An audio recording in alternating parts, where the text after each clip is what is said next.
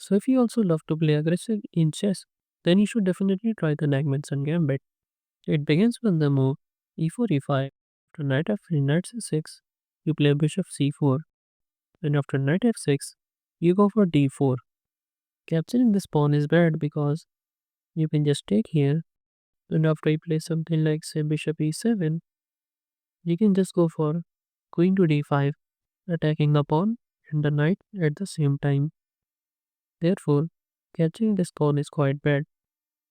And after e takes d4, here you're just going to castle. If he plays bishop e7, then you can push forward and attack the knight. Therefore, he will play knight takes e4. Now here if you play rook e1, then you have d5. And this is better for black here.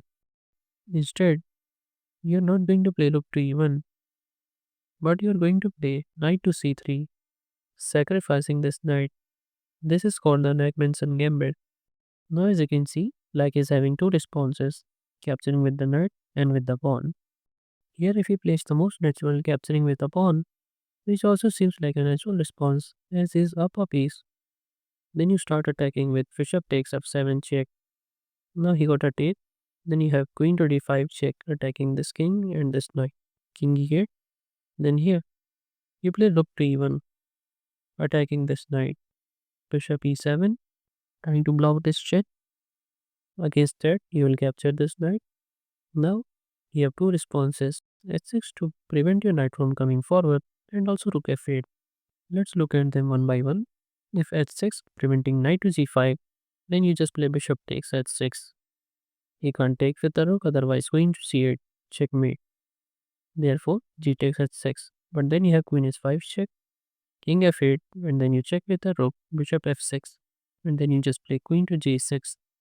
And there's no defense for black here. For example, if knight e7, then you finish the game with rook takes f6. Therefore, playing h6 is not that great. How about rook f8? Then you play bishop g5, adding pressure, rook f7. Then you're going to trade the bishop. And after he takes with the knight, you're going to play knight to g5, hitting this rook. He can't take because of the pin. So he will play rook f8. Now you play rook e1, adding more pressure here. Play c takes b2. Then you're just going to play knight takes f7, attacking the rook. If the rook moves away, then you have this check. And it's going to be a checkmate like this. Therefore, you gotta play something like say rook f7. Then you can just bring in the rook, sacrificing this rook. Now he can't do much, so he takes, but then you have again the same check, and then you can again take, and it's a checkmate. Now what if here, instead of capturing this knight with the pawn, he captures with the knight, then you just take with the b pawn, and here he doesn't take, he plays d5, opening up the bishop and attacking your bishop.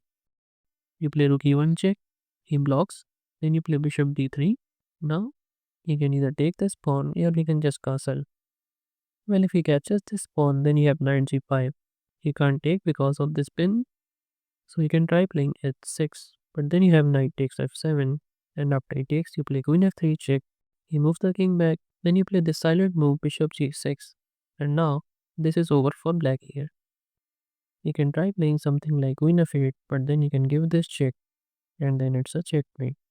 And if he tries to block with the bishop, then you can give this check, king g8, and again you give it the check with the rook, and then queen takes e8 is checkmate. Therefore, capturing this pawn is not that great. How about just castling here? Then you have knight takes d4, and after bishop f6, putting pressure on the knight, just play bishop a3, attacking the rook. So rook e8, then queen h5, threatening mate in 1. So g6, but then you just sacrifice the queen, and after you accept the sacrifice, you play rook takes e8, king g7, and then bishop f8 is a checkmate after king mates here. You can give this check, and it's a checkmate. Well, this is not the end. Here are some more amazing chess openings like these. And if you want to learn some chess traps to defeat your opponents in just a few moves, then you can check out this right playlist. And if you don't want to miss the upcoming videos, then don't forget to subscribe.